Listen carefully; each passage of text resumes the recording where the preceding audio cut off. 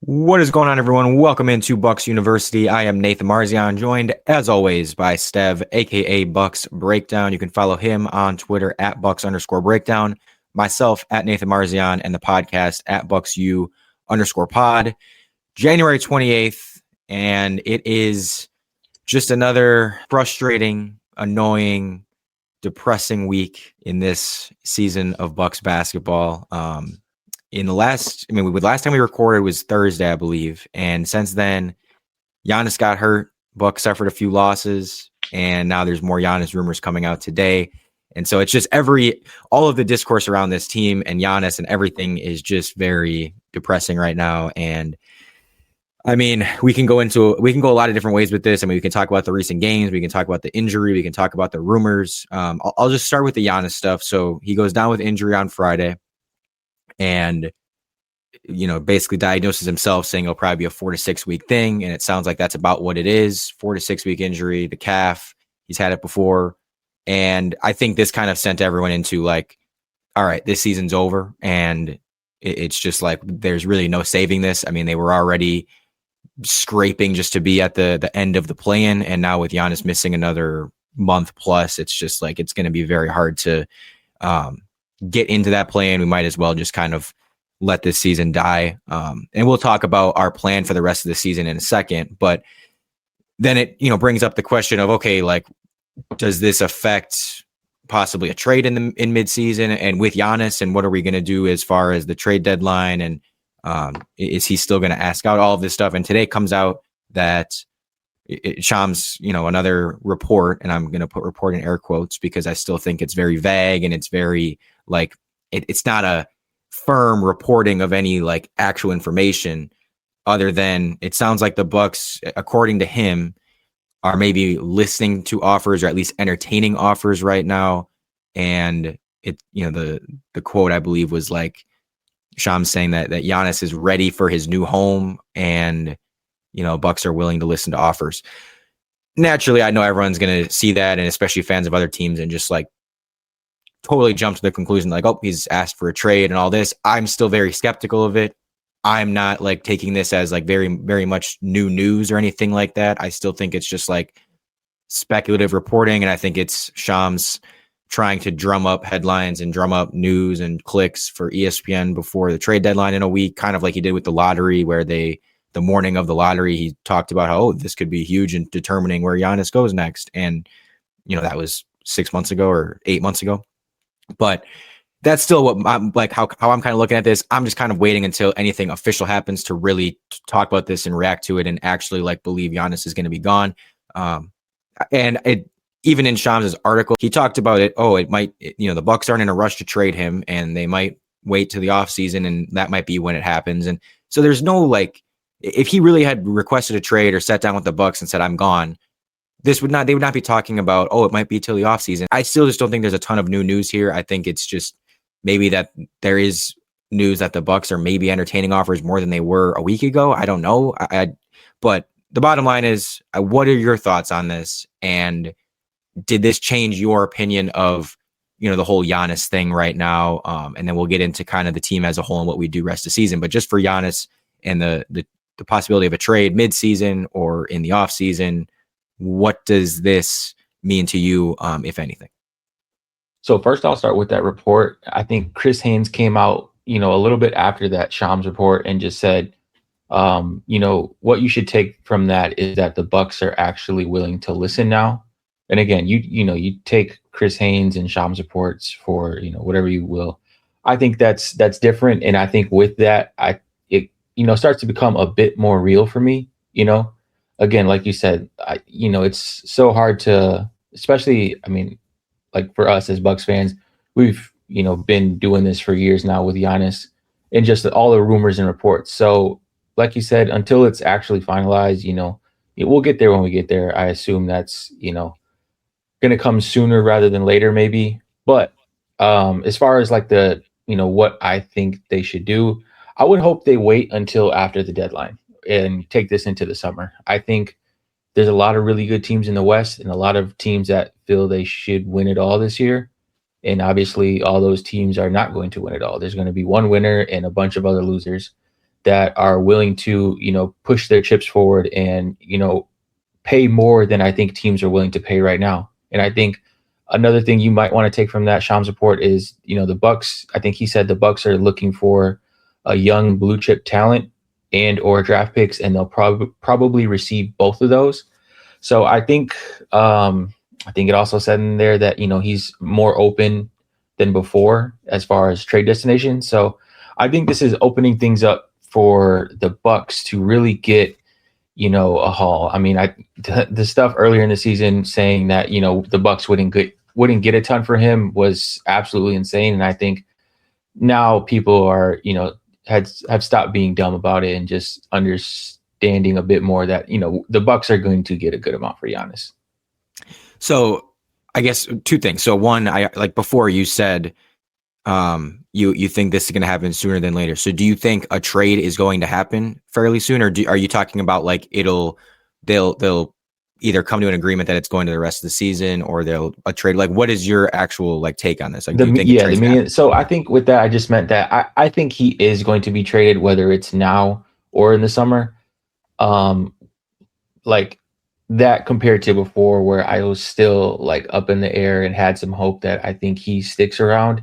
Now I just think it's, whether it's going to be, now versus in the summer. I think it's going to happen, unfortunately. So what's right now, what would you put the percent chance that opening night 2026, 27, Giannis is a Buck? What would you put the percentage chance at? And be honest, I don't care. If you think it's super low, that's fine. Right. I mean, that's a really good question. I would say, I was going to say 25%. That seems high. I'm a bit delusional. I am somewhat in denial because as long as 100% Giannis is here, and as long as like I just believe in his loyalty and stuff still. And I would not, just be clear again, I've said this 100 times, but I will not one bit be mad at him or like bitter towards him if he does leave or ask out or whatever. He should do whatever is best for him, and he's earned, like, this team is obviously not good enough, at least right now, for him. Like, he is deserving of way more than this team is giving him right now. But I still think, like, again, today did not really move me too much. It still just feels to me that's fair, and that's just my personal opinion. Again, if you want to call it delusional, go ahead, whatever, I don't care. But I still think that there's probably, like, I still would put it, and it probably is crazy, but I probably would put it above 50% right now that he's a Buck going into next season. I don't think they're trading him at the deadline. So that's the thing, though. Like, if they're not trading him at the deadline, that means he'd lose that $50 million in that next extension. So, like, is he really willing to part with $50 million? Like, you're talking about if they don't trade him at the deadline and he goes somewhere else in the summer, you're talking about. Yes. So then if he was traded in the summer, if he gets traded in the summer, he would lose that $50 million in that extension. Yeah, and so then it becomes a question: is he willing to lose that $50 million to still want to be traded in the summer? And like you said, if they can get it into the summer, I think the chances of him being on the roster opening day next year go up. And that's the thing is, I think that the injury, and this was kind of what I was like talking about before, was the injury does affect this, because I think all of a sudden teams are a little bit more hesitant to maybe trade for him if they don't know if he's going to be available for a month and a half, 2 months. And this has been a lingering issue. And I know it's Giannis, and yes, like teams want him, but are they willing to pay max value for a guy that, like, they don't even know how much of this season they're going to get out of him and how much they're going to have before the playoff run? And, like, I mean, getting a player like that is going to change your entire team. And if he's not available until March, it's like all of a sudden you don't have much time. Obviously whoever he's going to is going to be a contender. You don't have much time to kind of really get that thing straightened out before the playoffs. So, like, that's kind of a very risky move. I think it makes the Bucks less likely to trade him, because I just don't think they'd be. I'd have to imagine with him being hurt, it lessens his value temporarily right now, because, again, of the whole, like, he's not available right now, and, like, it might be a little bit.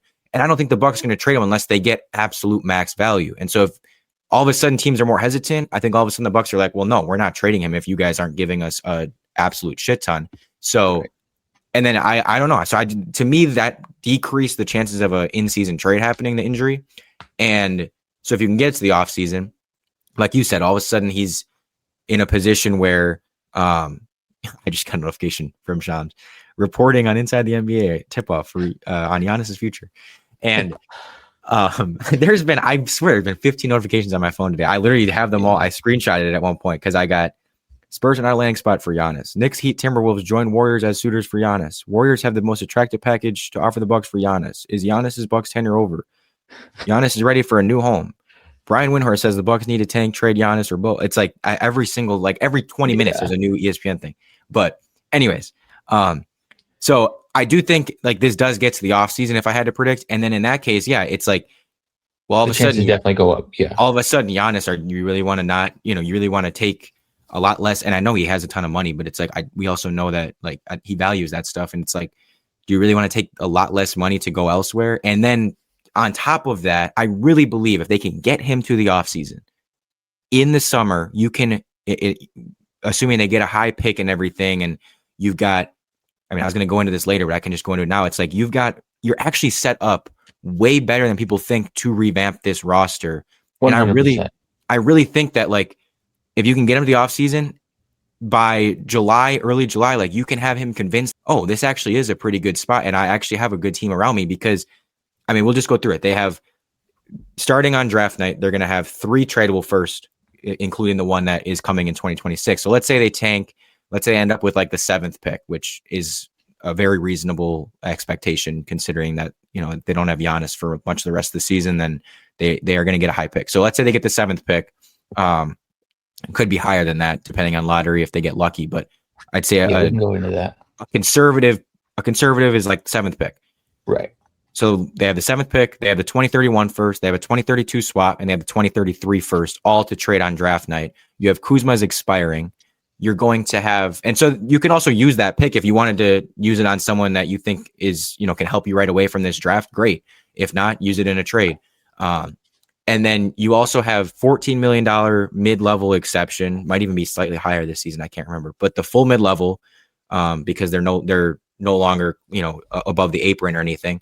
So that's $14 million you can use on a free agent, plus the biannual exception, which is about $6 million. So that's 20 combined that you can use on a free agent. Like that's important too, because that can bring in another impact player. And so all of a sudden you're looking at it going, okay, if they bring in an impact player through free agency with $20 million, they trade Kuzma plus picks for an impactful player, obviously that'd be an upgrade. And then maybe they use that first round pick on a nice young guy. Like all of a sudden you got a pretty revamped team. Plus you've still got Rollins and you've got Turner. That's all of a sudden you're in a pretty decent spot. I'm not saying it's like amazing or that you're title favorites or anything crazy like that, but it's like, I think you can quickly get this thing to a point where it's like, okay, we are at least, competent, and I don't want to say just competent because that's such a low bar, but it's like, we are at least competitive again and really like a playoff team. Like we're a team that's going to be a threat. So I think go on. Just like going off that a bit, like isn't the lottery in June sometime? Like it's before the season's over, right? The lottery is in like early to mid-May. Right. So like, by mid-May, we'll know where this team's picking, which is huge going into this offseason. Like with Giannis or without Giannis, that's going to be huge. And if your plan is to, if you can take this thing into the offseason, your chances of, not only getting a better offer for him go up, but also keeping him, like you said. And regardless of that, whichever way you're going, we're going to know pretty, not soon, but like relatively soon, what that pick is. And I think, you can kind of go from there as far as, what your plan is going to be in both scenarios, whether that's, you're looking for a haul for Giannis or you're trying to sell him on this new version of the Bucks team. Yeah. And that's why, I will be very like earlier in this season, I'm like, when the rumors were coming out, I was more kind of like, I'm almost just like, it's best for both if he leaves. But the more I've kind of, as the season's gone further and further, south, and it just becomes like, okay, we're basically tanking. And I've looked into like what they can actually do in the offseason. I realized like this thing can, and it's going to sound crazy to people, but it is the truth. Like this thing can turn around pretty dang fast. Actually, they have more assets. They have more avenues for upgrades than people think. everyone kind of assumes, and I don't blame them, because the Bucks have mortgaged a lot of their future for a lot of, different things and different avenues, and Turner and Dame and all this. Everyone, I think all the casual fans just think the Bucks have no picks for 10 years and they have zero cap space to sign any players. And it's like, well, that's not true. There's a rule that doesn't allow you to trade back-to-back first-round picks. You have to have one every other year. And this year we happen to have a good, pick, assuming we tank, because we have a swap with the Pelicans, who also suck. So like that ended up being, working out well, that we still get a good pick. Just to be clear, for those that don't know, the Bucks get the worst pick between their pick and the Pelicans pick, which everyone ends up, a lower pick in the draft. And so, the Pelicans are bad. If the Bucks are also bad, the Bucks can basically guarantee themselves a good pick. So they have that.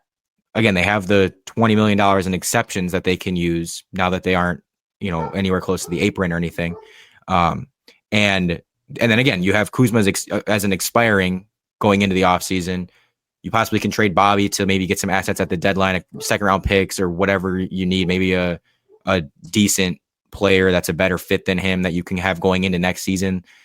There's a lot of different things you can do here. Kevin Porter Jr., I don't know if they're able to trade him or sell him at all at the deadline. It's like, I don't know. I just think that there's at least a semi-decent core here with Giannis, Rollins, Green, Turner. And if you want to say like, oh, I would trade Turner, I'm not going to yell at you for that either. But it's just like, that's at least competent. Like it's not like they have zero players that you're excited about on this roster besides Giannis. I mean, there's at least a couple that are like, can get me somewhat excited, and I think you can build around and are players for, like legitimate rotation guys on a contending team. But it's just a matter of like filling all of those other gaps. And it feels like they are so far away, and they are, but they can do a lot in this offseason. It can happen faster than people think. That's what I just want people to remember. And I'm really hoping and assuming John Horst is like telling this to Giannis, like, hey, if you just stick it out for a few months here, I know this season sucks. I know this is just very disappointing for everyone. We can make this thing a lot better in the summer, and going into next season, you might be happy with this team. The problem becomes you can't start trading all this stuff and doing all this stuff, and then Giannis goes, I still want out. Like, then you're kind of screwed, because it's like, well, we just gave up our picks to go get these guys, and now you're leaving. So you have to like know what Giannis is doing before you do this. But assuming Giannis is truthful about never wanting to ask out, I know he probably at some point could, easily could get to a point where that's no longer true. But if he is truthful about like, I won't ask out, but I'll let the Bucks trade me and all this stuff, it's like, I'm not trading him. I'm keeping him, and I'm just like, I'm holding you hostage if you're not gonna outright demand a trade. I'm keeping you here. And we're gonna. Would you do that?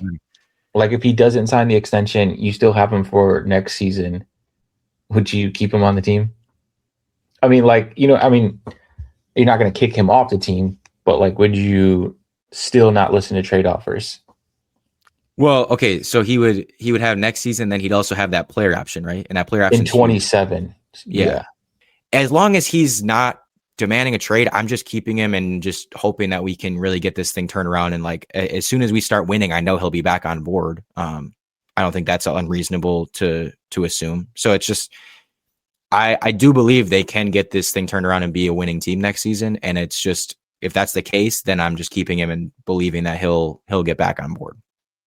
Yeah, I mean, I think that's all fair. Like, I think the chances of that being an actual possibility go up. I think goal number one has to be, regardless of what side you're on. I think goal number one is to get this thing past the deadline without him being dealt. I don't think any of the teams that have the best packages are going to be trading that package for him right now. Like, it's whatever, OKC, San Antonio, Houston, those teams have really good records right now. I don't think they sell the farm. I think they see this season out and hope that he's just available in the summer. And if not, then I think they go about their business. But like I said, if you can get this thing to the summer, I think more options come available for you, whether that's in a trade or if that's like you said, revamping your team. So I think goal number one is to get this thing past the deadline. Yeah, that is definitely goal number one. And so as far as, just for the team, I know Giannis is a huge part of this, and all of this obviously depends on what happens with him, but let's assume that he is here past the deadline. As far as the team rest of season, I think we're both on board. Embrace the tank. It's time, baby. Here we go. We're coming for that top 5 pick, top 4, hopefully. But season's obviously lost at this point. Even if Giannis is able to come back, I would just shut him down basically the rest of the season. I mean, you're on the same page, right? Yeah, 100%. I mean, right now you currently have the 7th best lottery odds. And that is a 32% chance at a top 4 pick and a 7.5% chance at the number 1 overall pick, which you can't get because, that pick would go to New Orleans. But I mean, you would assume New Orleans would then be in that top 4 as well. I just did a sim and we fell to 9th. Oh, hold on, let me do the sim. I got it up. Let's see. What do we get? Oh, we jumped to 1. And the Pelicans fell to 6. So we got. Of course, that's what's gonna happen. Yeah. Oh, that'd be brutal. No, but yeah, I mean, you're sitting right now at whatever the record is, 18-27. You're like we said, have the 7th best lottery odds. I think man. You're not going to win enough games in this time while Giannis is out to keep yourself in the mix. So it's best to just tank it out. And I think if there was any time for this to happen, again, regardless of which way they go, it's probably this season where not only, you traded the pick, or it's a swap. It's the pick swapped. So you just so happen to have your pick this year in a class that's absolutely loaded, and both of those teams are going to be really bad. So you'll end up with a good pick. Like if there's any year that this should happen in, it's this year right here. So I think you just got to fully embrace it and keep losing. Yeah, I said when it happened, I think I had even texted this in our group chat a few times in the last month or so. And I, to be clear, this is no disrespect to Giannis whatsoever. He does not deserve to be out with injuries at all. Like, he deserves to be on the court playing, all of that stuff. But I was like, if there's ever a time for him to suffer a minor, not long-term injury that keeps him out for a couple months, this is it. Yeah. Because to me, the injury, now, if it causes him to ask out, or if it causes the Bucks to get even more desperate because they think, oh, Giannis is out, we need more help to keep going for the play-in, then obviously it becomes a bad thing. But like, assuming it keeps Giannis from being traded at the deadline because he's injured and teams are more scared to, trade for him, and he probably is less likely to ask out if he's not healthy because he's, not playing right now anyway. So it's just like, if it keeps him from being traded at the deadline, and also helps the Bucks just kind of tank in peace, and just, it kind of is the best of both worlds. Again, it absolutely sucks that Giannis is hurt. Hate that. But it's like, this is, like you said, the time for this to happen was now. And especially before the deadline, before they can go trade for John Morant, Zach LaVine, and do all that. And then he gets hurt and then you're just completely screwed. No, we kind of know now before the deadline that, this team is not going to be in the playoffs, or at least I hope everyone sees that this team is not going to be in the playoffs and isn't going to try to make some desperate move. Like I said, just lose games, accept your losses for this season, and get ready for the offseason, get a high pick, shut Giannis down, let him get completely healthy. It allows you to kind of use more Rollins on ball for the time being and really let him grow a little bit and like get some of these guys more opportunity, which I think is helpful. I mean, Rollins was going through that slump, and it is kind of nice to just give him the ball and be like, hey, you don't have to worry about like making sure Giannis is getting the ball and stuff. Like, just go play and go be confident. And we saw it last night. He had 24 points, looked really good.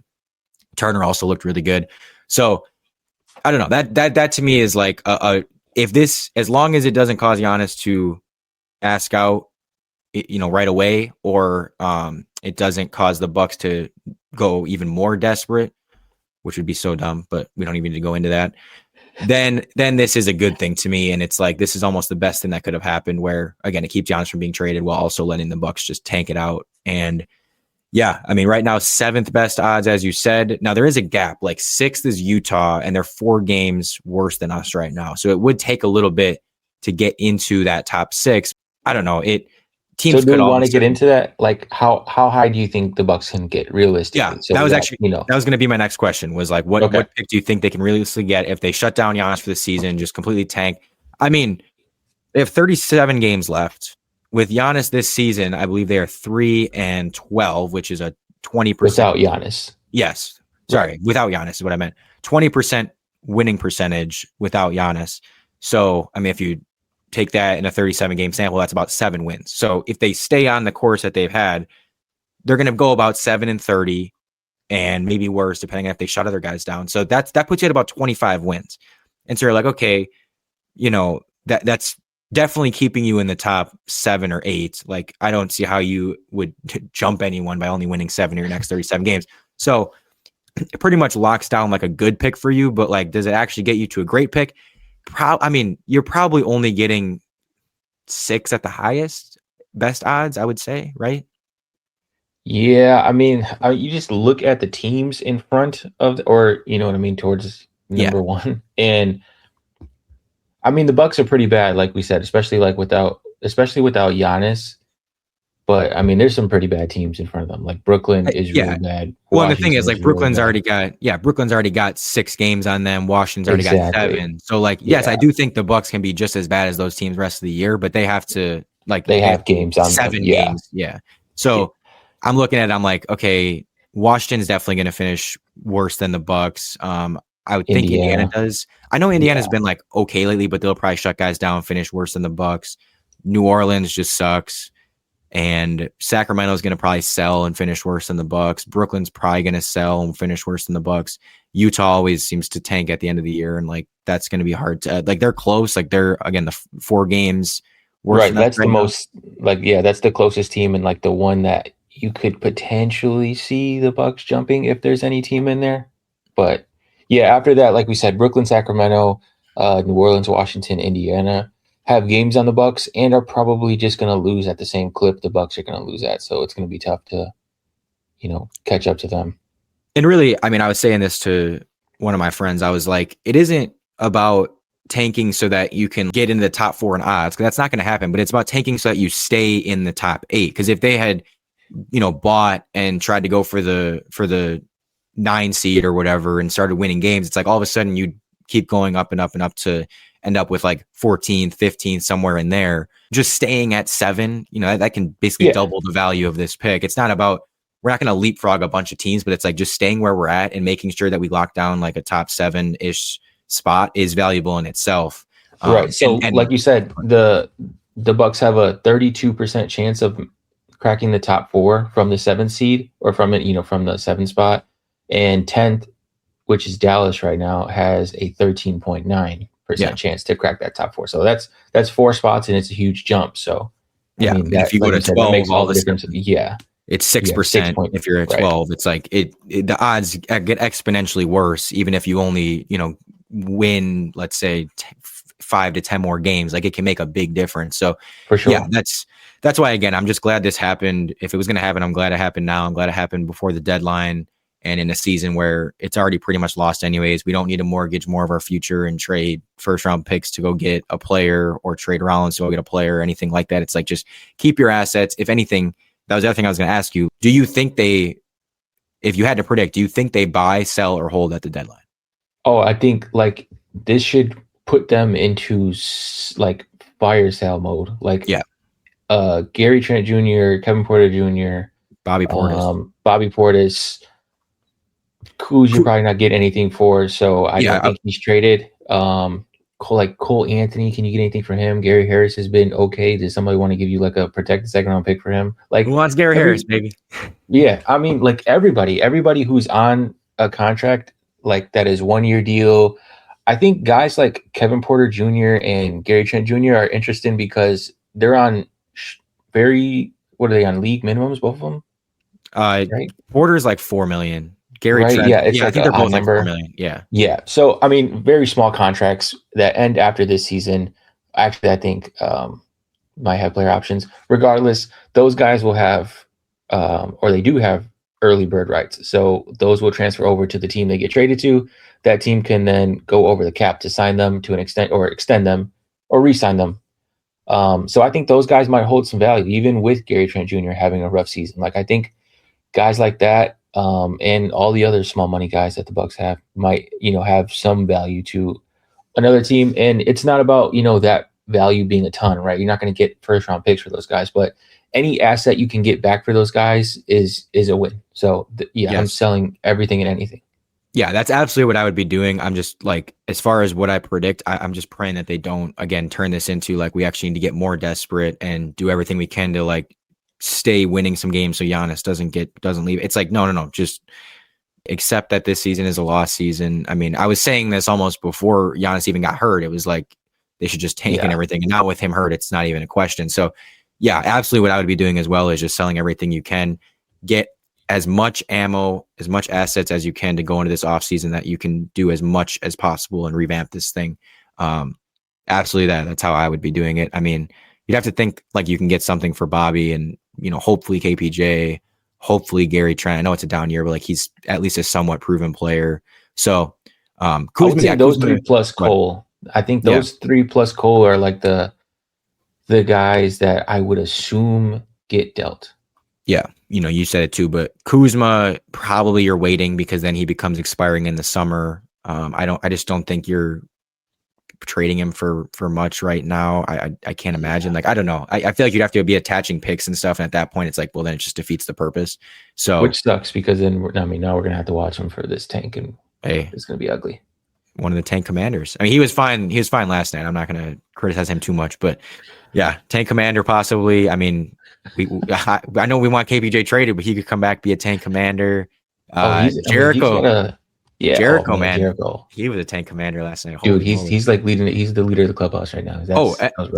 Other question I was going to ask that is related to this. Like, do you actually want Doc to stay the coach for the rest of the season just for the tank? Because I'm kind of on board now. It's like, well, shit. I mean, as long as they fire him as soon as the season ends. But that's the thing, though. Like at this point, man, this shit is a joke, bro. Just like just pick a different guy on the bench every day, and see how they do. Like, let a fan coach. Just be like, hey, who wants to coach this? Every game they just draw someone out of a hat in the stands, and it's like, hey, you're coaching the Bucks tonight. That'd be sick. Is there a scenario where you would trade Turner at the deadline? I just think like the situation for him would have to be so perfect. Like the team wanting him would like really need a stretch big who can protect the rim, and I just don't see any of the teams that need that giving up what I would want back for Turner, because I think he's a valuable asset. The contract's decent. He's all right. Again, like I think that he's had a rough year. I think he's fine, right? Yeah. Like I don't think that changes the value of Miles Turner. Just like we said with Kuz, if Kuz had a good year, I didn't think that was going to change his value. Yeah, like his perceived value across the league. I don't think that was going to change. So same thing with Miles. I think teams would still be willing to pay the same price they would have, whatever it was last year before the season started. So I just think it has to be like a perfect scenario where you're not getting ripped off for Miles. Yeah, I mean, I agree. Like it's unlikely. It's hard to envision the right team that wants him, and also that the Bucks are getting good value for him that makes them actually better going forward. Because he's still got value. He's still a younger guy. We just signed him to a pretty big deal, so it's probably not going to happen. But obviously, I mean, I think if the deal is there, like I'm not sitting there saying, oh my God, keep him by any means necessary. Right. Yeah. No, I'm not. Yeah, I'm not keeping him just because I want him. I just think that like the likelihood of there being a deal that just makes sense for both sides is pretty slim right now. Yeah. So if you had to pick one player to be traded at the deadline by the Bucks, who would you pick? Like that I want or that I'm guessing? That you would predict. Predict to get traded. Ooh, that's a good one.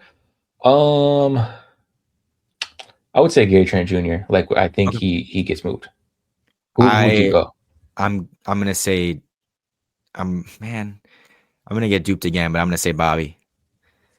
It's going to be 4 years in a row of me being duped into thinking Bobby's actually going to get traded. And then it's going to be 258 at the deadline. And I'm going to be like, you got to be freaking kidding me. Here we go again. He's staying. I think that's probably his dream though, right? Like Milwaukee would love him even more if he stays through the tank.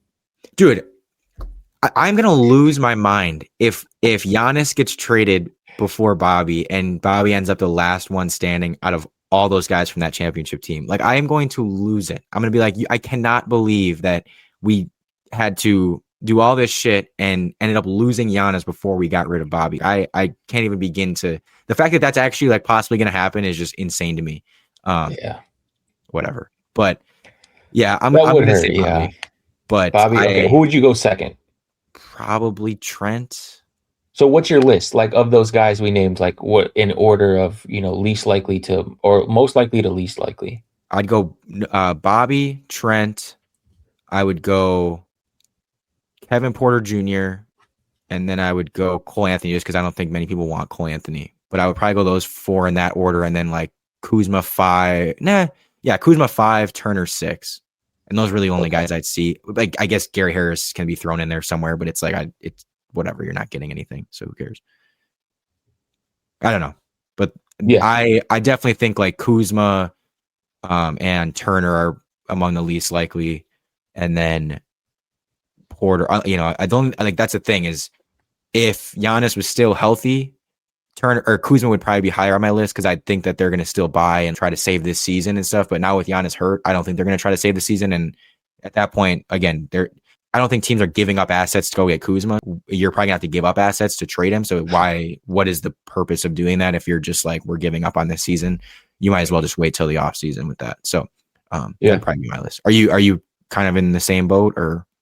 Yeah, I mean, I don't know how I feel about Bobby. I'm really in between. Like you said, I don't want to be duped into thinking this guy's gone just for him to show up in March and still be chucking up shots. Especially starting out, man. Jesus Christ. But yeah, I mean, I think I would order it Gary Trent Jr., Kevin Porter Jr., and then Bobby. I just think like someone's gonna buy on Kevin Porter Jr. and Gary Trent Jr. Please do it. Please just buy Kevin Porter Jr. and give us some good value, and we can just say, hey, it was fun. It was fun. We got you for nothing. We traded you for something. We profited. You're on a different team now. Everyone's happy. What would you take for like what's the least or not the least? I don't want to say least. Like what would be decent value for like Gary and Kevin Porter Jr.? Like combined probably. No, not even combined, like individually, because I don't know. I feel like their value is similar, maybe, right? I think it's similar-ish. Like again, I think Gary Trent built up enough value in the past few seasons, like being a good player, that it's like, okay, like he's got some value. I know he's having a down year, but you can kind of not ignore it, but like it's not going to just make a team go, we want nothing to do with you. And then I think KPJ, you can kind of go in the opposite direction where I feel like teams are still kind of scared off with him. And I don't know, he's had some nice stats and stuff, but I still think teams are skeptical of like how good he actually is. I don't know, some seconds. Jesus. Yeah. I'm kind of going into it pessimistically because I don't want to sit there and think, oh, we can get so much. And then it's like, no, yeah, I'm not thinking we can get it first. So like, I'm trying to, yeah. And I mean, ideally, if I could trade KPJ to get a wing that's locked down for next year, great. Like a Sadiq Bey or something. Give me that. Like, that'd be awesome. Because then you just have a player that is serviceable, that fills kind of a hole on your team that you can just, and they have to be kind of locked down for next year to make it really worth it. But so, I mean, that like for Gary, I think Gary to Toronto for Abaji is just like very random. But again, it's like, you kind of buying on a younger guy who you can lock down for some years at a discounted rate. You know what I mean? So stuff like that.